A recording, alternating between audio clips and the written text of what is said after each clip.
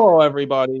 Welcome to this edition of the Overtime Podcast, a full court report multicast. I'm one of your two co-hosts, Clayton Garrett. You can find me on Twitter at CFR Clayton. And joining me as always.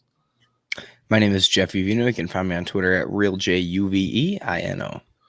Well, last week it certainly wasn't what either of us on your screen predicted. I'm sure there wasn't what a large majority of content creators amongst Bills Mafia had predicted either, given the discussions that I had amongst all those sorts of people. Now, first and foremost, Jeff, what were your feelings coming out of that thrashing handed to us by the Titans? It was a letdown game, and it was also a reality check, and I think that can be said for the Bills themselves as much as it can Bills fans. You come into that game 4-0, haven't been touched yet, and you think we're going to run over the Titans to get to the Chiefs next week. Obviously, that's not how it panned out. But I think that there's a lot of things you can learn from this game, and also it's a useful tool, the film from this game going forward for the Bills, saying, what did we do wrong that we can not make the same mistake again going forward as playing opponents such as the Chiefs and so forth. We know their schedule going forward. Yeah, that game was absolutely abysmal. What's going on, Apex? Thank you for hopping in. It's tough. Now, everybody watching the chat right now, feel free to leave your questions, comments, and concerns throughout the duration of the show, and we'll be sure to get to them as I can see the chat. I'm active in the chat, and we'll definitely address your questions as the show goes on. But in regards to that Titans game, my goodness, I don't think we've seen a Sean McDermott coached football team look that unprepared in 2 seasons. Really, ever since that 2017 season, when you're talking about some of the biggest blowouts that the Bills have sustained under head coach Sean McDermott, like the Bears game, like the Saints game, games along those lines. Now, I understand some of it can get skewed because a large majority or most of those touchdowns for the Chiefs came on drives less than 30 yards. And that's a testament to the mistakes the Bills made on the offensive side of the ball as well as on special teams. You know, the Bills lost in every facet of this game. They weren't – I hate saying stuff like this. The competitor in me, I hate it. The person who played football hates it. The person who watches football, I like going to that game saying – if it's any team that could face the adversity that the Bills were facing last week and come out on the other end with a victory, it was going to be the Buffalo Bills. And that was proven wrong. Complete inverse of that. I was proven wrong completely. Now, it was kind of weird how the Titans played their situation of, us against the world regarding their complete lack of consideration of the protocols and procedures in place. And they turn it around and use it for motivation. But, hey, these guys are professionals. What else is a team going to do other than that? If you're in the NFL and you're a gritty football team, let's make no mistake about it. This team went to the AFC Championship last year and gave the Chiefs a run for their money in the first half of that football game. They're not an awful football team. We weren't really sure as to who was playing or when the game was even being played. And with that being said, keep it in perspective. The Bills were they were scheduled initially to play on Sunday. Then it gets moved to Tuesday. And it was pretty much a play-by-ear situation where on Tuesday morning, yeah, you could be playing the Titans, but 2 hours from then, you could be playing the Chiefs in less than 48 hours. And there were numerous reports of the Bills preparing for 2 teams this week, and that's just, gosh, that's such a bad look for the NFL. Awful. What were your thoughts on how the NFL handled this outbreak situation in Tennessee? From a Buffalo perspective, obviously, it wasn't great. You plan to play on Sunday. You have your routine for the whole week leading up. You have something Monday, you do this, Tuesday, you do that, Wednesday, you do this, and that got thrown off this week. And so obviously it was a disadvantage for the Bills. However, Tennessee had the same time frame. Tennessee wasn't told in advance, oh, you're going to be playing on Tuesday while the Bills prepare for Sunday.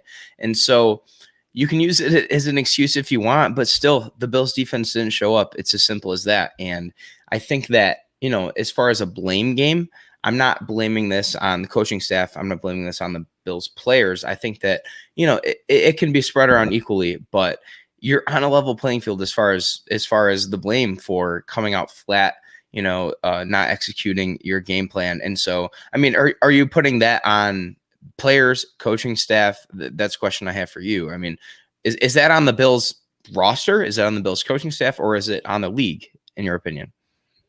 All the above. All of the Okay. above. Because the way I see it is the Titans knew who they were playing, regardless. They knew either they were playing the Bills or they were playing the Bills. Yeah. And it was for 16 days they had to prepare. And I hear all sorts of people talking, oh, well, they only practiced twice. It looks like the Bills were the team that practiced twice.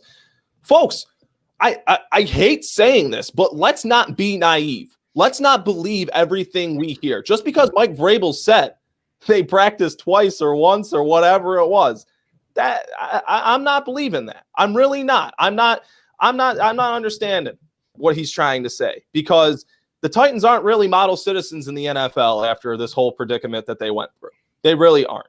I don't believe them stepping out of the rules is out of bounds for them. It absolutely isn't. And I don't think they practiced only twice. And I don't think they didn't have in-person contact. I mean, there's photographic proof that September 29th, they were told no in-person practices. And then September 30th, they had a practice at a local high school in Tennessee. What are we talking about here? And then the NFL doesn't even punish this team for their complete disregard for what the NFL had instilled with their procedures and protocols. Now, you can make whatever excuse you want. It's not an excuse, in my opinion, for the Bills to come out there and look like that, just because the other team had 16 days in preparation and you only had so many, and then you didn't know who you were playing. It's just the NFL completely mishandled this situation from top to bottom. The NFL, it's comparable to how the Titans handled the COVID situation. It's comparable to how they thought they were going to come into this season and just completely ignore all the protocols. And there's proof of that. The NFL saw that in their investigation. But like you said, this team came out flat, top to bottom. And I think you really saw it from every phase of the game. You saw it from all of the players. Nobody really played overwhelmingly well. I mean, you can talk about Corey Bajorquez and his 74-yard piss missile that he sent to flip the field. But other than that, I just don't come away with that many bright spots from this football game, because there just isn't many to speak of. This was a complete just collapse by this football team from start to finish. I mean, Josh Allen, he had a pretty decent game. He was trying to will this team back into it. But the defense, I see these comments. Everybody's talking about the defense. Everybody's talking about Josh Norman. Let's talk about that defense. The defense looked awful, absolutely awful. The Titans really had their way with the Bills in regard to whatever Ryan Tannehill wanted to do. And you talked about it last week. I thought that the defensive line played awful. We talked about it. The second half of that Raider game could have been the point where this Bills defensive line really turned it around, because in that second half of the Raider game, they were getting decent pressure. But they come into this game and wow, did it leave. And wow, did the Titans have the answer to every single blitz package the Bills sent at them. You see the Bills show a blitz and Ryan Tannehill makes a call at the line and they block up the blitz perfectly, and Ryan Tannehill is all the time back there to throw. The Bills defensive line, the Bills defense lacking the pressure that they have through the first 5 games this season. It's just, they are definitely not living up to expectations this season, and certainly not living up to the bill of the highest paid defensive line in football. We can play the blame game all we want as far as, the game this should have happened, that should have happened going into the game. But that was the worst defensive effort I've seen from the Bills in multiple years. It was abysmal. I mean, Josh Allen was barely on the field in the fourth quarter. And I know I've seen some people on social media the last couple of days blaming, the game on Josh Allen. I'm sure you have seen the same Clayton. He wasn't on the field in the fourth quarter. So I don't know what you expect him to do when your defense has no answers to the other team. Absolutely nothing. I mean, the secondary without Trey White was just an absolute zoo. Josh Norman shouldn't be playing that number one role at this point in his career. And he got exposed a little bit. I mean, you bring Norman in with the intent of him being a serviceable signing in your secondary, and he comes in and he's going to play like that when he's, trusted with a little bit of a bigger role than you'd like. You can't be having it. I thought Edmonds, again, I've been harping on Tremaine Edmonds every week, is that he needs to play better. I'll stand by that again this week. I just think as a whole, the Bills defensive unit they just didn't show up. And you and I have been waiting for this, Clayton. We've been waiting the last couple weeks for this Bills defense to show up and say, okay, we are the squad from last year. whether missing Matt Milano, whether missing Trey White is prohibiting them from doing that. Okay, that could be, but they just haven't been close to the level that we saw them play at last season. And it's really obvious. It's really obvious. I really, really, really believe that if Josh Allen can see the field more in the fourth quarter, the Bills have a better chance of getting back in this game before. Obviously, it got out of hand. Final score, I mean, you got 42 points scored on you. It got out of hand at the end. Yeah, that long drive in the fourth quarter really kind of confused me because I felt like the Titans were really trying to just play deep and not allow any kind of deep shots for the Bills offense to get those splurge plays to kind of shorten that drive. So it looked like in that long sustained drive in the fourth quarter, when it looked like the Bills shouldn't have been taking as much time as they were, it looked like he was just taking what the defense was giving him. And I can't harp on Josh Allen for that. I can't harp on the Bills offense for doing that. Should they have been running a hurry up offense? Yeah, they should have been running a hurry up. They should have been running a tempo on that drive. But I can't find fault with the Bills offense for Josh Allen doing what so many of us said. Just do that. Just take what the defense gives you. Take the check down. Go for the first down, not the touchdown. And he did that on that final drive. And they ended up scoring a touchdown to kind of bring this one close. And on the ensuing kick return, Andre Roberts fumbled the ball. Andre Roberts, this was an awful game. His worst performance in a Bills uniform. He had multiple suspect returns. He had a fumble, that drop pass that led to Josh Allen's interception this season. Andre Roberts did not have one good football game. And, people are talking about Teron Johnson, Tremaine Edmonds. Now, this is an interesting question that I have for you, Jeff, because I don't have a strong opinion one way or another, but I want to know, do you believe that Tremaine Edmonds should be moved to outside linebacker or remain where he's at on the inside? I'd like to hear Sean McDermott's thought on that first before I answer the question, because I feel like whether it's keeping him inside or moving him to outside, McDermott has a good reason for doing so. And I think that, his effective coaching style over the last few years has led me to believe that. Now, Edmonds needs to play better. Like people in the comments can sound off on this, but there's literally no excuse for Tremaine Edmonds right now. He has been playing poorly. He's been missing tackles. It's been blatantly obvious on running plays, especially for the other team, where they're running the ball and Edmonds needs to make the tackle and he misses it, or the guy gets around him to the outside, or he just doesn't make the play. That can't be happening. And you need that stud guy in the middle of your defense that's taking the formation from, Edmonds. He's 21 years old and he has the wire in his ear, in his helmet. He's got the green sticker. He's, calling the plays out for the defense. He's the heartbeat of it. But if he's not going to be making those plays, you need to make an adjustment, because you can't afford for your middle linebacker to be missing as many plays as Edmonds does. And I mean, do we continue to blame it on his youth? Or do we expect him to be playing at that, near all pro level by now? I mean, what do we expect from Edmonds? I mean, I think it's really up to debate. Do we expect him to be playing at like a Luke Kuechly level? That's the first name that comes to mind. Or do we expect him to still be developing? I mean, if you're going to move him, then you're really altering the path of his career. And is that fair at this point in his career? I mean, I don't know if I have the answer to that.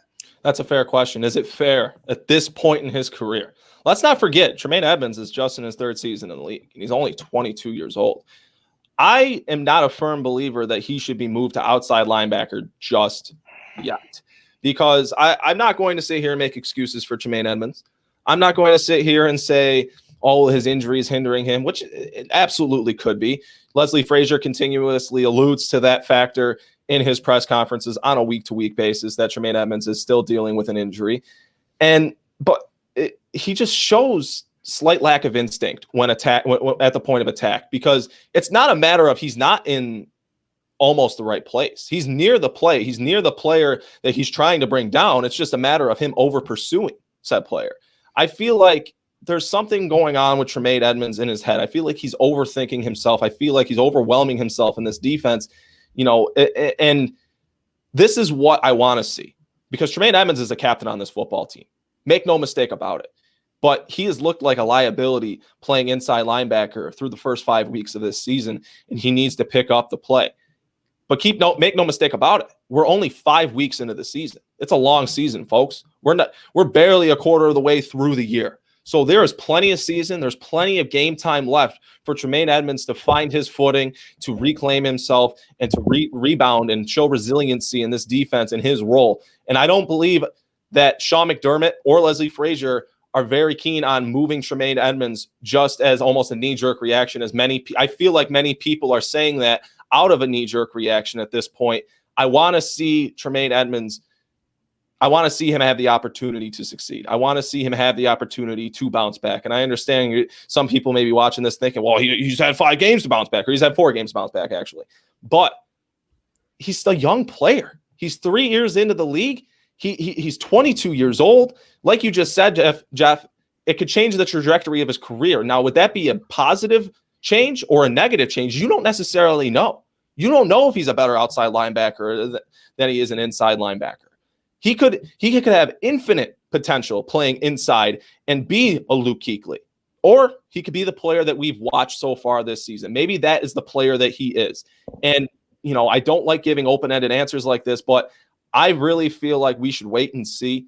It shouldn't be a week 5 thing where we're switching positions and we change the play caller on the defense. I would like to see a little bit more exotic looks from this Bills defense. I would like to see them send a few more blitz packages, but given how this secondary has been playing, you just can't. The secondary has been playing absolutely awful, not including Micah Hyde and Jordan Poyer, but specifically Josh Norman did not look good playing against A.J. Brown. And like you touched on, Jeff, he's just not meant to be playing against number 1 wide receivers at this stage of his career. But the one bright spot you can come away from that Titans game with on the defensive side of the ball is Cam Lewis.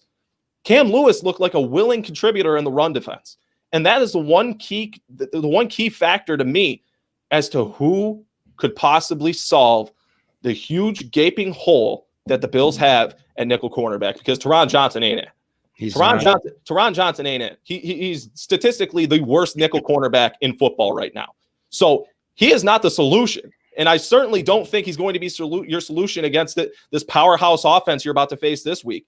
I feel like you should move Cam Lewis to nickel cornerback, give him that opportunity against the Kansas City Chiefs, and see if he can thrive in that role. Because the one positive attribute that Teron Johnson brings to this defense is his willing contribution in run defense. And Cam Lewis showed that he is not afraid to contribute in that facet. And I think what he makes up for in coverage, or the potential that he can make up for in coverage, it's definitely worth the shot to give Cam Lewis that nickel corner job for this week's game. Going back to Edmonds for a second, if he's actually injured, then I mean, sit him out for a week. That's simple for me to say, but Edmonds, he missed the 1 game because of the lagging injury. And if that's still bothering him, then why doesn't he sit out a week? Why is he on the field if he's not going to be able to play nearly his full potential? Because Edmonds has to be making plays that he isn't. And, we can talk about that all day, about your guy in the center of your defense. I saw a comment saying that Milano was a better linebacker than Edmonds. I agree with that. I think Milano is arguably your best player on defense because of his ability to cover tight ends in the passing game and stop the run. But if Milano's out, Edmonds has to take that over, and we haven't seen him do so. As far as Cam Lewis being a key contributor in the Bills secondary, Clayton, seriously, if not him, then who? Without Trey White, they really have struggled so much to be able to produce anything. And I don't know if it's inexperience at positions. I don't know if it's lack of reps that guys are getting during the weeks with the first team, but it really needs to be better. What is your solution? It just needs to be better. It's as simple as that. Yeah, I don't necessarily have a solution, but there's one thing that I know is that Sean McDermott and Leslie Frazier are adaptive football coaches. We have seen this Bills defense go through rough stretches such as last season, and I continue to bring this up. And I don't necessarily want to use that excuse that that every defense in the league is playing bad right now, because I feel like that's a very apologetic excuse. Because now, after watching 5 consecutive, not piss poor performances, but rocky, shaky, inconsistent performances from this Bills defense, I simply can't blame it on offenses being ahead of defenses this season. I just can't, given the limitations that you can see on a weekly basis from this Bills defense. I can't cut it to that. Now, coming out of this game, Jeff, do you have any studs? Do you have any studs coming out of this game? Is there anybody that you really want to call a stud after a 42-16 thrashing? No, obviously it was a disappointing performance. the Bills got beat in every aspect of the game. They got beat in offense, they got beat in defense, and they got killed in special teams, especially. And so it's hard to take away positives, but I really think, apart from, having studs, people who played well, I really think that this can serve well. And I mean, excuse me if I'm just spinning the positive out of a negative situation and, being optimistic, thinking that this is a reality check for your team that's going to go and play one of the best teams in the league this week and try to get back on track. But maybe you needed it. Maybe you needed to show that this offense is not unstoppable. Brian Dable and Josh Allen need to work together to get even more creative and be able to put more points on the board, because, even though I didn't think that Allen had a bad game and I didn't think that the Bills offense played exceptionally poorly, you only scored 16 points. And I understand it was a lot to do with the defense, a lot to do with the special teams, but, they could have been producing more consistently in the first half. And that had to do with getting behind and playing behind, which is something the Bills hadn't really had to do this week. I mean, I don't have the statistic, but the Bills had barely trailed in a game this season before this game. And, maybe they are trying to learn how to play down. It's really perplexing to see the Bills, try to weather the new challenges the season bring. I know, can you help me out on this? It's just, do you really trust that defense to hold when you're trying to make up points? It's one thing to trust a subpar defense to stop the other team when you're ahead by a touchdown or you're ahead by 2 touchdowns. But when you're down by 2 scores and you need to stop and you can't get it, what can you do? What can your quarterback do? People want to blame Josh Allen for, losing this game, not being able to score enough. What can he do? We talk about fourth quarter Josh Allen. Was he on the field after the 13-minute mark in the fourth quarter? Right. Yeah, I understand what you're saying. And because you kind of alluded to spinning positives from this game, because it's very hard for a lot of people to come out of a 42-16 loss and come out of it saying, well, but that's exactly what you and I are both doing. And at the end of that football game, it wasn't a play. It didn't happen on the field. It didn't happen between the white lines. Josh Allen on the sideline, I see a leader walk up and down his bench and shake the hand of every football player on his team. And that I wouldn't say it's necessarily incredible, but Josh Allen showing his leadership, taking ownership of this football game when he shouldn't necessarily have done that. Josh Allen's going to say, well, this game falls on my shoulders regardless as to how the Bills lose, regardless of how bad that Bills defense plays, regardless of what lanes weren't filled on special teams, regardless of what passes were dropped. Josh Allen is the leader of this football team, and he'll place the loss on his shoulders and take accountability, whether it's applicable or not. And he walked up and down that sideline. He talked to his teammates. He shook the hands of his teammates, and he gave them a vote of confidence. And, he kind of touched on it in his press conference. He wouldn't get into specifics as to what the conversation he had with fellow captain Tremaine Edmonds was, but he said that he pretty much said that they need to have a solid week of practice. And coming out of a football game like that, where the Bills looked absolutely lost from top to bottom in every phase of the game, I feel like coming out of that game, you're going to see one of the most prepared Buffalo Bills teams than you've seen in I wouldn't say necessarily a really long time, but definitely during the tenureship of Sean McDermott.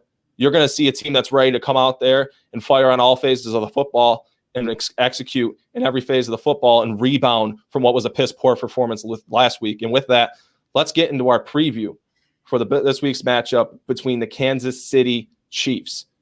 This is going to be a high-flying showdown. And I don't want to see that Bills defense let up a bunch of points, but it's not like many defenses are stopping this Chiefs offense. And they're coming off of a loss as well. Both of these teams, after starting 4-0, were brought down to earth by their respective opponents, that being the Raiders and the Tennessee Titans. Jeff, what are your overall thoughts going into the matchup with the Chiefs? The over-under line for this game is set at 57.5. It's the highest ever for a Bills game, according to Vegas. There's going to be more points scored in this Bills game than any other in history. And now, going into this game, you and I have had this conversation before. We've said we will get in a shootout with almost anyone in the league.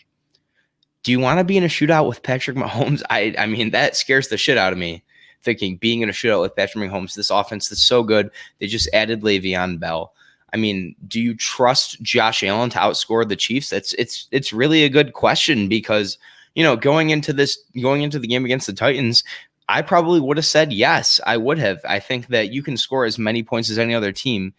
Obviously, the Chiefs defense has had struggles this year. They've played well a couple games and they've played poorly a couple games. But if it's going to be shot for shot, I mean, is this not going to be at least just an ultra exciting game? I think it is. I really think it is. An ultra exciting game coming right at the end of many people's work shifts at 5 p.m. in the afternoon. Don't get me started about the 5 p.m. start time. I mean, are you even going to be out of class by 5 p.m.? I mean, I will be, but I'll be driving home and I'll be listening to the radio for the game. So, I mean, I don't know why. I saw somebody who had a thought on Twitter, the late game is 2 different time zone teams, that they can just move that back. Obviously, have a 10 p.m. start and then have the Bills game at 7. It would make the most sense. But if it would have made the most sense, then the NFL probably wouldn't have done it, huh? Oh, the NFL hasn't been doing many things that make much sense lately. So I can't really give them any kind of confidence at this point. I'm not going to lie. But going into this game, talking about a shootout with the Kansas City Chiefs, I will say this going into the game. If there are over 100 total points scored in this game. 100? 100. If there are over 100 total points scored in this game, the Bills win. I'll say that. Oof. I mean, there's not going to be. I don't say that. Don't you say that. Don't say there's not going to be, because there very well could be. That's you see how this Bills defense has performed lately. Matching up with the playmakers of this offense, if it's one thing that you can say, regardless as to what stage that the Bills defense has been in, whether it was 2018, 2017, 2019, whatever year it was, the one thing that I know that this Bills defense doesn't match up well with is speed. And by golly, do they have speed with a player like Cheetah, with Tyreek Hill. Then you got a player like Mecole Hardman, whose role is going to step up this week with former Bills first-round pick Sammy Watkins out with a hamstring injury. You're going to see more speed on the other sideline than this Bills team has seen in quite some time. It's going to be very interesting to me. I'm assuming Tre'Davious White will be active for this football game after missing last week's game with the Titans with a back injury. If he's not in this game, the Bills aren't going to win. I don't have much confidence in that Bills secondary to pull this one out and keep it close or get some variance of a stop on that side of the ball without Tre'Davious White in this game. But if Trey White is in this game, it's going to be very interesting to see if he's shadowing Tyreek Hill or if he's just staying on his one side of the field. You virtually can't run man against this offense. You just can't with so many weapons. I mean, we've only barely covered the surface of how many weapons this team has. It's almost like they're 6 or 7 deep. You're talking about players like Tyreek Hill, Travis Kelce. You said they added Le'Veon Bell this week, who the Bills were in rumblings with. I was quite disappointed the Bills couldn't pull that one out. They also had Demarcus Robinson. Demarcus Robinson's the number 2 wide receiver on half the teams in this league, and he's relegated to being like the 5th option in this offense when Sammy Watkins is healthy. Mecole Hardman, who's a solid returner. Clyde Edwards-Helaire, who's a rookie out of LSU, and he's just taken the league by storm. He is a glove fit in that Andy Reid offense. There are so many options for this Kansas City team to beat you with. There's so many variances and facets of this offense that they can use to find their mismatches and get the most ideal matchup and get ideal plays and utilization from their playmakers. Oh, I am really worried. And I don't feel like it's necessarily a question if the Bills defense can stop this Chiefs offense. I don't think they can. But the one deficiency that you can point out on this offense is that they lost their starting offensive lineman, Kalichi Osemele, the offensive guard, the left guard. So this defensive line that has yet to really show up this season will certainly have an opportunity along the interior against this Chiefs offensive line, I feel. But do I have any confidence in the Bills defensive line to get a pass rush on Mahomes? No, not at all. I mean, they haven't shown anything. There hasn't been a single game or even series this year where the Bills defensive line has put pressure on the quarterback and made it difficult for him. And you need to do that when you're playing against Patrick Mahomes. You can't give him time.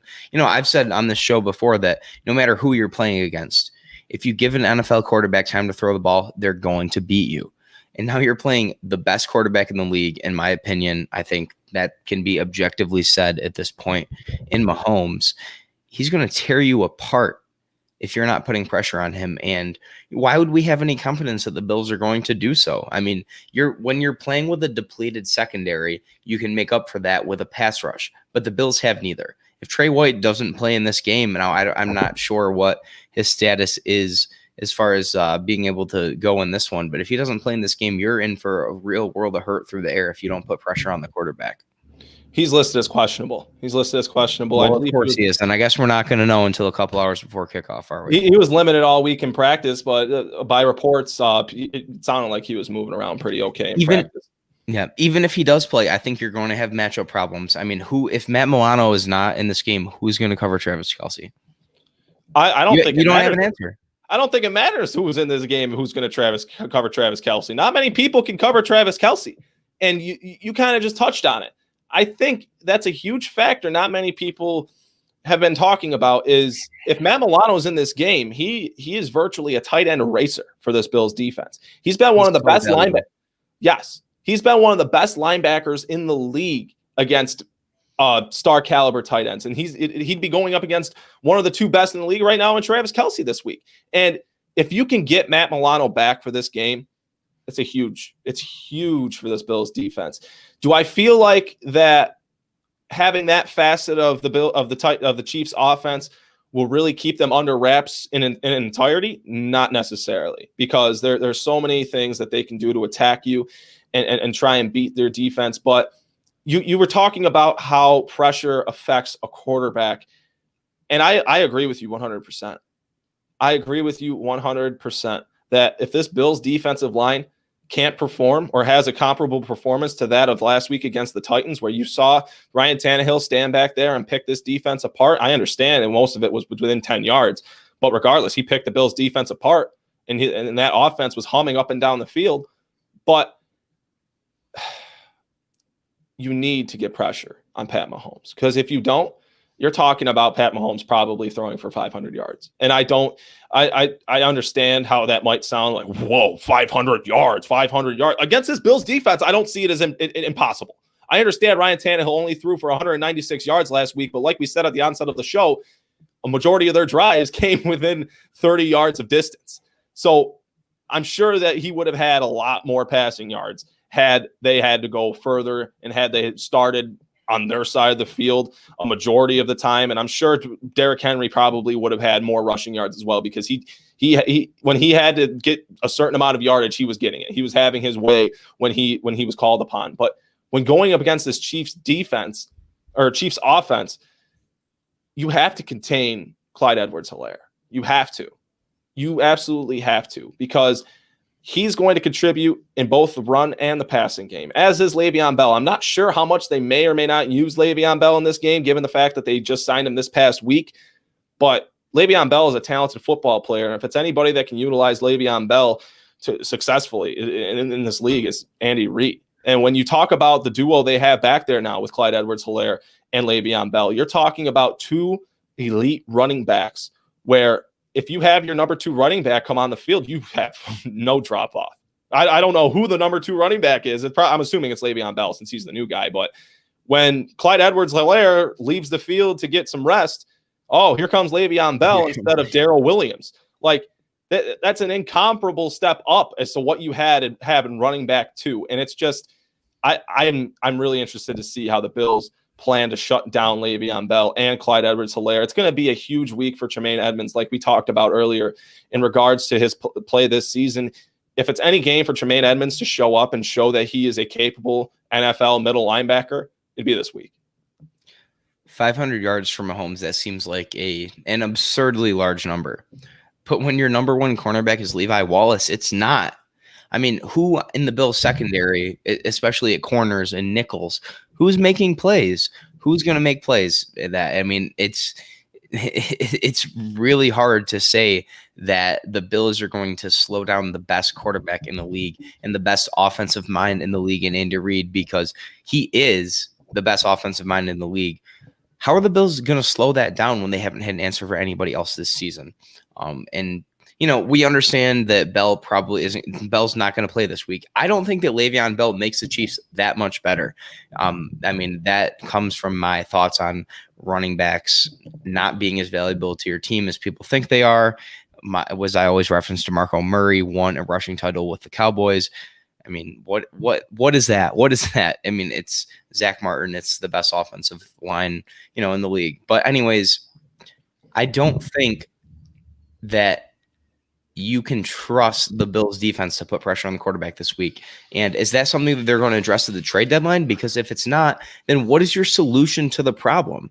What is your solution to that problem? Because you have still struggled to have any kind of pass rush. The rush defense has not been bad. I credit Harrison Phillips to that. I credit guys like Ed Oliver for that, but they haven't been there in the passing game. And why can they not be two-dimensional? That's a question that I have. If I were in a press conference with Sean McDermott right now, that would be my question. If the Bills' defensive line can slow down the run game, why can't they assist in the pass game? Because the secondary just isn't there right now. Yeah, I agree with you 110%. And I apologize. I was ignorant to the situation. Apparently, Le'Veon Bell can't play until week 7. I'm sorry to those in the chat. I'm sorry to those who are listening on the podcast version of this. Le'Veon Bell will not be playing for the Chiefs this week against the Bills. And that's a good thing to hear. But Clyde Edwards-Helaire is certainly a problem. This Chiefs offense is certainly a problem. And I'm interested to see what they can do to try and get ahead in this football game, because I feel like that's a huge key in this game. Huge. You need not necessarily that Pat Mahomes plays worse when he's behind, but I feel like the difference in this game, and I understand it might sound cliche, it might sound fairly straightforward. The difference in this game is when the teams don't make the most of their opportunities. If the Bills get an interception in this game, they haven't had many interceptions this season, but if they make a play in this game, the offense has to be opportunistic with a short field. If the ball comes out and the Bills manage to get a turnover, you have to score points. And I don't mean a field goal. You have to score a touchdown. The Bills offense has little to no room to fail this week, I feel like, given their defense. And I understand that puts them in a really tough spot going up against a team like Patrick Mahomes that consists of one of the best quarterbacks in the league with Patrick Mahomes. That is a tough spot to be in, regardless of who your offensive coordinator is, regardless of what receivers you have, and regardless of what quarterback you have. But if it's one thing that I'm looking forward to in this game, is seeing how Josh Allen performs in a pressure situation as such. Seeing how Josh Allen, if Josh Allen can rise to the occasion again, going up against a quarterback like Patrick Mahomes, because he knows what it is. This is the biggest matchup that this Bills team has had since Sean McDermott was hired as head coach. The biggest. You want to talk about an opportunity to prove yourself? You want to talk about an opportunity to prove that last week wasn't the team that you are? What better of an opportunity than when you get to play the defending Super Bowl champions, than when you get to play the best offense in the NFL, than when you get to play one of the best offensive minds in the league? And it's not necessarily like they have a garbage defense. This is an okay defense. I'm not going to sit here and say they're utter trash and the Bills are going to have their way on the offensive side of the ball. But they're going to have their opportunities. And I'm excited to see what they can do with set opportunities. I'm excited to see what Stephon Diggs can do against a corner like Charvarius Ward, They're going to have opportunities along the boundary. And, Jeff, what are your thoughts of this Chiefs defense going into the game? I don't think we know what the identity of this Chiefs defense is. They had the big Monday night game against the Ravens, and going into that game, a lot of people said, okay, these are two stacked offenses, obviously, but the difference is the Ravens defense was better. And the Chiefs defense went in and they shut down Lamar Jackson. They stymied him. They played really well, and they made a statement for themselves. But they come out against Vegas, and you let Derek Carr absolutely tear apart your secondary. It was honestly impressive to see what the Raiders offense did against the Chiefs defense. So I don't know that the Chiefs defense has made an identity for itself yet. And that's why, obviously, as you said, this could be a shootout. And I really think that Josh Allen is going to rebound this week. Josh Allen's stat line against the Titans, which a lot of people said this was a bad game for him. You know, Josh Allen being in the MVP conversation going into this week, and then he comes out against the Titans and he has a poor performance. He was 26 for 41, 263 yards, 2 touchdowns, 2 picks. The one wasn't his fault. Allen made 3 or 4 really bad throws in this game. But if this is as bad as Allen is going to play this season, I'll take that 100%. He still threw 2 touchdowns. He almost threw for 300 yards. I mean, I guess that our expectations for Allen have risen so much this year because 263 has got to be one of his top passing performances before this season. He didn't play poorly at all. He had a few bad throws where, you know, he really shouldn't have tried to fit the ball in where he did. But other than that, I think that Allen played satisfactory. And if that's going to be near his basement and that's going to be one of his poor performances of the year, then I really, really, really think that he's going to have a rebound week against the Chiefs. We talk about Patrick Mahomes not losing back-to-back games. Can we talk about Josh Allen not losing back-to-back games? Because I think that he's put himself in that conversation. I really do. And I'm not trying to sound like a homer. I really, really think that Allen is going to have a bounce-back performance just because he's playing at that level right now. And that's partially why I brought up what he had done at the end of the game last week, going down the sideline, shaking his teammates' hands, and instilling confidence from his team from top to bottom. Because that's the Josh Allen you're getting this week. That is the Josh Allen you are going to get on Monday Night Football. That's who he's going to be. He's going to come out. He knows the situation. This is Josh Allen. This is the moment where Josh Allen is going to attempt to set himself apart. This is his, you know how in college football, these quarterbacks have their Heisman moments. This is Josh Allen's Heisman moment because you're playing Patrick Mahomes. You're playing that Chiefs offense, and your defense, they're not very reliable. You can't sit there and say, and necessarily, I mean, you're not going to sit there and tell the defense they suck, but you can't have as much confidence in that defense, and that puts pressure on the offense into having to produce, having to perform at a higher level. And like I said, they're going to have their opportunities. And Josh Allen going to this game, it's going to be interesting to see what he's like at the start of this game. And I feel like not having a crowd might potentially play into Josh Allen's favor because we've heard him say in years past where coming into big games, he has those jitters to start the game. He may be a little nervous to start the game or what have you. I feel like not having the crowd in there, I understand it's a big moment. It's a big moment regardless if there's 2 people in the stadium, no people in the stadium, or 70,000 people in the stadium. It's a huge moment for this Bills team. It's a huge moment for Josh Allen to prove himself, for this Bills team to prove themselves amongst the powerhouses of the AFC and the NFL for that matter. So in regards to what this Bills offense can or can't do or should or shouldn't do against this Chiefs defense, let's talk about their safeties because I really, really like the safeties that the Chiefs have. You're talking about Daniel Sorensen, who is just a Swiss Army knife for this Chiefs defense, who's really he can play in the box as a linebacker, he can play deep as a safety. You got Tyrann Mathieu, and the Honey Badger speaks for himself. Juan Thornhill, who has been a solid contributor on that side of the ball. They have some solid safeties for what they lack on the boundary with their corners, with players like Charvarius Ward and Antonio Hamilton, as well as Bashaud Breeland. They make up for with the play that they get from their 3 safeties. You can't even call it a big nickel because there's so many ways that they use Daniel Sorensen off the edge or in the box or back deep or covering the slot receiver. Daniel Sorensen, if he was plugged into the Bills defense, oh my goodness, that'd be such a piece for this Bills defense. But what were you saying? Well, can't the same be said about the Bills as far as having strong safety play and poor corner play? Right. And this year it's shown that it's not enough. It's not enough to have those stud safeties if you don't have guys that can cover stud receivers, the other team. And I think it's been evident for both teams in their secondaries is they have good safety play, but they don't have the corners to go along with it that are able to shut down opposing passing games. And that's why the opportunity arises for this to be a high-scoring game. Now, I mean, honestly, when we pick this game, should we pick it to be 7-6? Because everything is pointing that this is going to be an absolute shootout. Nobody is going to be able to stop the other team. Should I pick 13-12 Bills? Or, I mean, Is it going to be something out of the ordinary of that? Or is it really just going to be neither secondary has answers? I feel like the Chiefs secondary, don't get me wrong, I'm not going to sit here and sing the praise of the Bills secondary, but specifically the Chiefs secondary, those corners lining up against what the Bills have at wide receiver. I feel like they sat John Brown last week to get him ready for this game. That's honestly how I felt sitting him out with that calf injury. He was full in practice this week, if I remember correctly. I could be wrong on that. But John Brown being back in this game, that's going to be huge. Stephon Diggs lined up against Charvarius Ward.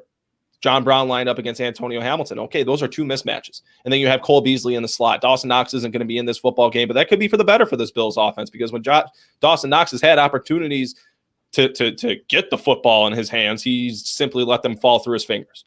So it's going to be interesting to watch these Bills wide receivers and how this Chiefs defense chooses to try and defend the Bills wide receivers, because, like I said, the Bills offense is going to have their opportunities. It's a matter of going shot for shot with that Chiefs offense. I feel like this is going to be a very high scoring game. It's going to be a fireworks show.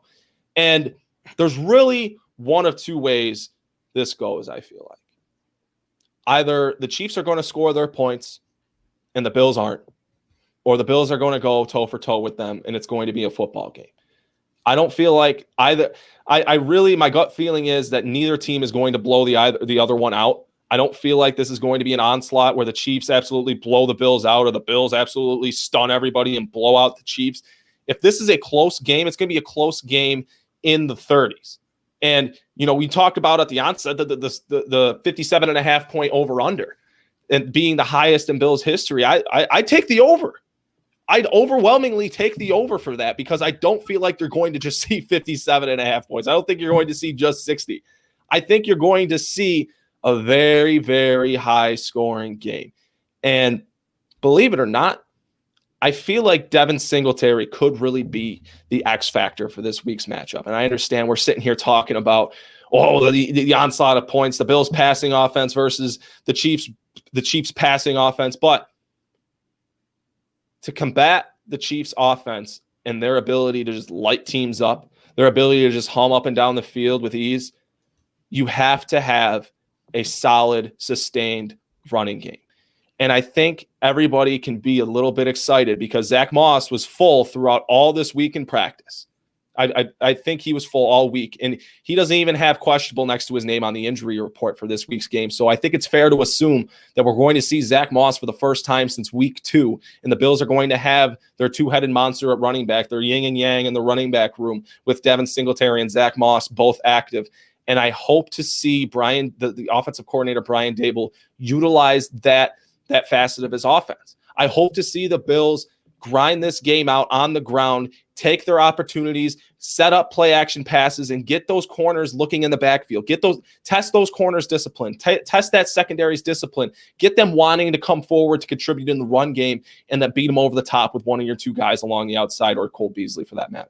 So I really feel like that the X factor in this game, not necessarily Devin Singletary, but that Bills rushing offense, Zach Moss and Devin Singletary. I think you're going to have your opportunities for both facets to succeed. It's just a matter of the order of operations and how they succeed. You can't really say that Devin Singletary did not have a good game last week. The opportunities simply weren't there for the Bills rushing attack. But you need to create them in this game if you hope to keep that defense fresh, if you hope for that defense to have the gas to try and get a stop in the fourth quarter when it's tight and you're trying to win this football game. You have to have the defense, keep the defense off the field, keep Patrick Mahomes off the field. You have to run the ball in this football game to succeed, in my opinion. I'm going to disagree with you as far as that being the key to the Bills offense. I mean, we say every week, if you establish the run game, being a pass-heavy team, it makes your offense multidimensional. But I really think that the X factor in this game, as far as the Bills' offensive standpoint, is going to be Josh Allen having a bounce-back week. We can talk all we want about the Bills. Oh, if you run the football, it sets up play action. It sets up so much more for Allen. But why doesn't Allen just go do it himself? I really am uncharacteristically confident coming into this week about Allen's ability to come back and have a big game. I mean, obviously, getting Singletary go is important. Working in Zach Moss, both in the rushing and passing game, is important. But if you can outscore them in the air, and that's your identity on this offense is being a pass heavy team, go show it. Go prove yourself against one of the top other passing offenses in the league. Go do it. I mean, you can run the ball all you want, but if Allen comes out and throws for 350 yards, you're going to win this football game. And so that's why my X factor is Josh Allen himself. That's fair. If the Bills win this football game, it's because Josh Allen had a really good day. It is. And I mean, we can say that every week, but I think especially in this game, after what we saw in the last game, I mean, is it fair to say that the Bills have created an offensive identity of a pass-heavy team? They're going to try to throw the ball over you. I mean, it reminds me of the Packers. It really does. It reminds me of Aaron Rodgers back, looking for guys to throw to, using his big arm, using his skill set. It reminds me of that a lot, with your quarterback having enough rushing ability to escape and get first downs when he needs to, but he's not a run first quarterback. I mean, I think I find myself every week thinking more and more that this is developing into a Packers, Mike McCarthy, Aaron Rodgers style offense with the Bills. I can see what you're trying. Yeah. Especially with the weapons that you have. Absolutely. I can understand where you're going with that. I can see the similarities between the two in comparison to one another. And I tend to agree with you that this offense, it absolutely is a vertical offense. It absolutely is a pass-heavy offense. And we've seen that through the first 5 weeks of the season. So it's definitely fair to say that you're going to see a lot of dropbacks for Josh Allen this week. And I think you're going to have to in order to win this football game. I'm not saying you have to have a balanced approach, but to start this game, I'd really love to see them grind it out. I'd really love to see them get both of those running backs in a rhythm. And, Chris Fowler says our offensive line cannot run block. And I think a large factor into that many people don't consider, a lot of it has to do with rhythm along the offensive line. A lot of it. I don't think you're not going to see John Feliciano back this week. Sean McDermott kind of just gave a very vague answer when he was asked about that in a press conference this week. So you're going to see, I'm assuming you're going to see the line you've seen with Brian Winters at right guard, Cody Ford at left guard, and then Williams at tackle, Morris at center, and Dawkins at left tackle. So that's the offensive line you're going to see, the one that we've seen for the last couple of weeks. You're not going to see Quentin Spain get plugged into right guard or left guard. You're not going to see John Feliciano in this football game. So you're going to have to figure it out. You're going to have to figure it out at some point or another. And a large factor when it comes to run blocking is the rhythm of the offensive line, is the cohesion of the offensive line. Because if you come into the game and you're just dropping back into your pass sets continuously on every single play, you're not necessarily ready to go forward. I'm not saying that they're incapable of run blocking after pass blocking for however long. It's just not, you're not in a rhythm. The run game has a lot to do with rhythm. It has a lot to do with you guys knowing where one another will be, with what you two or the lineman next to you, knowing what the guy next to you is going to do, knowing what the hole is, knowing what the play is.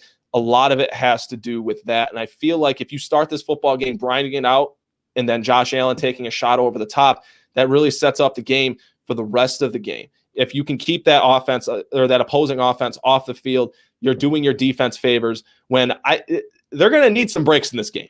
I'm not going to lie. That Bills defense, if they hope to get some stops, they're going to need some penalties. They're going to have some things go their way. And we really haven't seen that happen much for that Bills defense this season, or not necessarily the entire team, because you got that PI call at the end of the Rams game that I still agree with.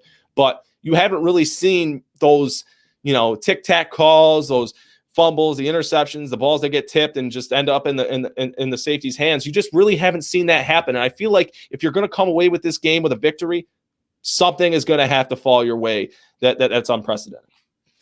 And we talk about this a lot when we're previewing games, but I really think that your first few possessions, especially in the first half, is so valuable, because if you get down by 2 touchdowns to the Chiefs, you're not going to be able to run the ball and dictate that offensive pace like you want to. You're going to have to throw the ball down the field, which obviously, if you're the Chiefs defense, you can adapt to that and you can plan for that. And so I really think it's vital for the Bills to come out, and whether it's your offense putting points on the board or it's your defense preventing the Chiefs from doing so, you need to stay in the game in the first half, because I don't see any way the Bills being able to come back from a second half deficit against this team. I mean, the offense that you're facing is just too good, and your secondary is just too poor to be able to make those big stops if you're going to come back in this football game. Another offensive key that I would have for this Bills offense is third quarter production. This is the game that you need it. It's not a matter of if, it's a matter of necessity. It's not we're dilly-dallying with, well, the Bills can go into halftime with X point lead and have a cushion, yada, yada. No, this is, if this is going to be a game that you are competitive, that you are going to try and push or press the issue with the Kansas City Chiefs, you're going to have offensive production and consistent production throughout the entirety of the football game. And what's something that we really haven't seen from this Bills offense in ever is production through the entirety of the football game. They've been horrible in the third quarter. Horrible. Absolutely putrid. A completely different offense from the one that you would expect of an offense that was averaging 30 points for the first 4 games of the season. An offense that averages 30 points for the first 4 of the games of the season, you wouldn't think, oh, well, they've had literally just nothing in the third quarter. And that's that's honestly what it's felt like with this Bills offense. If you are going to win this game, you need to be competent in the third quarter.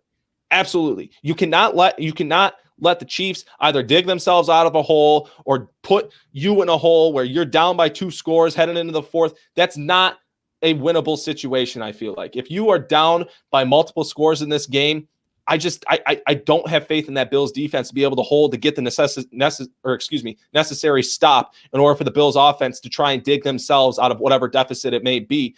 This Bills offense, you have to remain consistent in this football game from start to finish. And do you think that we can maybe credit the bad third quarter play to being up in games? Because like I said, before the Titans game, the Bills had barely trailed at all this season. And so you get a halftime lead. Does that mean that you're coming out flat in the third quarter because you feel like maybe you can play a little more loose? And now that you have that sense of urgency that, okay, we just got absolutely shellacked in the second half in this game. I mean, what was the score at halftime of the Titans game? They were down 24-10. You're down 2 scores. You have an opportunity to come back. Allen scores the touchdown to start the fourth quarter, and we think, okay, we're good. The defense gets a stop. Maybe we can see that classic fourth quarter Josh Allen come out and lead the Bills back down the field and get it back ahead in this game. And the defense obviously let them down. But I think that playing with a newfound sense of urgency after getting beat by nearly 30 points last week, the Bills could be a more complete football team playing 4 quarters, because it's not that you didn't need to before, but you could get away with having a third quarter after the lead that you built in the first half. And now that you're playing an opponent such as the Chiefs, that you're not going to be able to get away with that, maybe that will be the motivation. Now, that's obviously wishful thinking, and whether they will execute that or not, we'll see on Monday night. But that's my thinking, is that if you know that you need to play a complete football game, maybe you will, because in weeks past, you might not need to do that to win the game. Solid, boy. I definitely I agree 100% with what you just said. But with that, let's get into our prediction for this game. I'm not gonna lie, Jeff. I have not made up my mind until about 10 seconds ago what my score prediction is going to be, who's going to win. None of it was decided or predetermined before this podcast. You don't see it written down in front of me. It's not in my phone anywhere. I've really just been on edge, just constantly thinking as to, like, well, what score is it going to be? So I got it ready. Who you got in this football game, Jeff? I told you before the show who I was going to pick. I felt like you were surprised a little bit, maybe. I'm picking the Bills. I really think I'm going to stand by this, and this is kind of uncharacteristic for me as far as picking games. I don't think that Allen goes out and loses 2 games in a row. Now, that's something that everybody can say about Mahomes, and if you were a betting man on this game, I think it would be logical to say, okay, Mahomes goes out and gets beat by a lesser opponent in the Raiders. Derek Carr goes out and beat him. He's probably not going to lose again. I think we say that about Josh Allen this week, and I'm not afraid to say that, because I think that Allen has, kind of put himself at that level where he had a disappointing performance last week. You can say what you want about how Josh Allen played against the Titans. I think he played satisfactory. A lot of people think he played poorly. I think he's going to rebound against it. I think he's going to rebound on it this week. He's going to have a big game, and they're going to go out and win. The Bills' offense does enough. The defense maybe forces a timely turnover because, as you saw the last 2 weeks, the turnovers were crucial. Against the Raiders, the 2 fumbles that they forced were absolutely huge in the momentum of the game. And then the 2 picks against the Titans were big for Tennessee, setting up field position and putting them in a position to win. The Bills' offense does enough. The defense maybe makes one big play late in the game. Bills win 35-31. Okay. All right. That was kind of a big rant right there. I mean, you didn't tell me the score. Like now, I really see where your head's at. Yeah, no, that was kind of a big tangent, but I feel like if somebody was going to say that Josh Allen won't lose 2 games in a row, it's you, because you have him as your MVP candidate. Because you love the MVP conversation, as we know. I agree. I agree in that aspect. And to kind of extend off of that, you talk about players like Josh Allen. You talk about coaches like Sean McDermott. You talk about players that consist of that high character, that consist of players that love to respond to adversity. And I feel like that is true from top to bottom in this Bills locker room. They don't just look forward to adversity. They embrace adversity, I feel like. They embrace those situations where, yeah, we just fell flat on our face. I hope you pick against us. I feel like that is an aspect of this Bills locker room that not many people consider, that not many people weigh in their minds. But when you have a football team that not only doesn't shy away from adversity, but embraces adversity, that embraces those tough situations, that embraces pressure situations, when you have a quarterback that just oozes confidence in those situations, oozes composure, that just, I can't pick against this team. I can't pick against, not necessarily can't pick against this team. I can't pick against this team coming off of a loss in which we saw last week. Because this isn't the 2018 Bills. This isn't the 2017 Bills where, it's just a piss-poor performance because it's a piss-poor football team. This is a talented crew. This is a talented defense. I understand how bad they've looked through 5 weeks of the season. I understand how good Josh Allen has looked through 4 weeks of the season. You talked about it, Jeff. Maybe when you finally play a complete football game is when you need to play a complete football game. And I don't think there's a single player over there at One Bills Drive that doesn't understand that. That doesn't understand, yeah, we got the Super Bowl champs coming to town. And if we aren't on our A game from the first whistle to the last, we're going to lose. There isn't a single player, there isn't a single coach, there isn't a single front office member that doesn't understand that going into this football game. And with that being said, I simply can't predict against them. I can't. I have to pick the Bills. And I have it slightly higher. I have a slightly higher score than you. I feel like Josh Allen has a day. He has 4 Bills and 5 touchdowns. It's going to be a day for Josh Allen because it has to be. Because you have to perform in this situation. And when Josh Allen has to perform, I feel like that's when Josh Allen is at his best. He embraces that adversity. He embraces that pressure. So with that being said, I'm picking the Bills 45-39.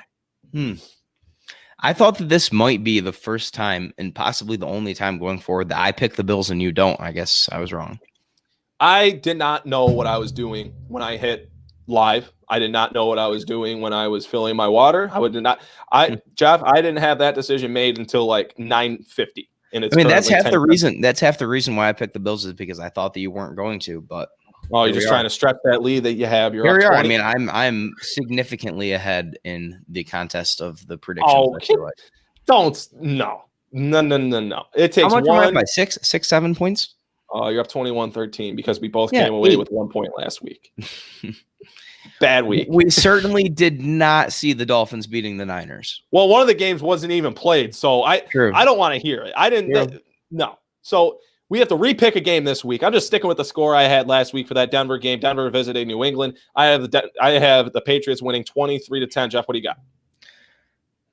I honestly don't remember what I picked last week. You picked the Patriots. I don't remember the score. I did pick the Patriots. Drew Lock's back this week. That's a significant change for them, for the Broncos offense. But still, I think this is one of those games where no one's really paying attention to the Patriots. So they win because they're supposed to win. And they come away with a 21 8-9 win. Wow, only 3 field goals after Drew Lock gets back? I mean, I feel that against that defense, though. I mean, I understand.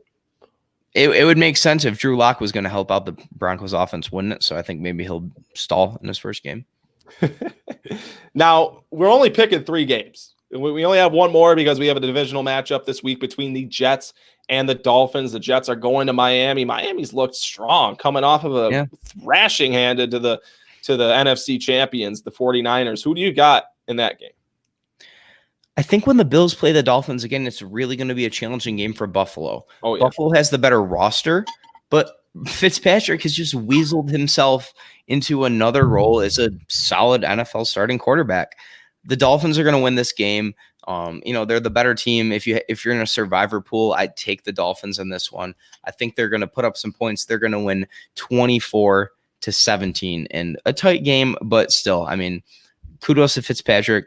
Kudos to everybody in the Dolphins organization. They've made a name for themselves, and now that they beat San Francisco, I think that they can wreak some havoc in the league this year and maybe get to 8-8, and good for them if they do. Ton of confidence. There should be a ton of confidence through that locker room after being the NFC champions last week. And I just don't see the Jets being competitive in this game. I don't think there's a single game that I see the Jets being competitive in this season, let alone without their, I don't know if you want to call him a starter, but without their quarterback, Sam Darnold, this week, who is out with a suspicious injury still. So Joe Flacco's got the nod again this week after a really poor performance last week. So with that being said, I'm going to take the Dolphins winning this game. They're going to win, I'll say 34-10. It's not going to be close. I don't see it being close. But with that, this is a fun game. This is going to be a really fun game. I hope it's a fun game. I hope it's nothing comparable to what I had to sit through last week. With that, I have never been that close to turning off the television in the last 3 years watching a Bills performance. So this game is huge for this organization. It's huge for this quarterback. It's huge for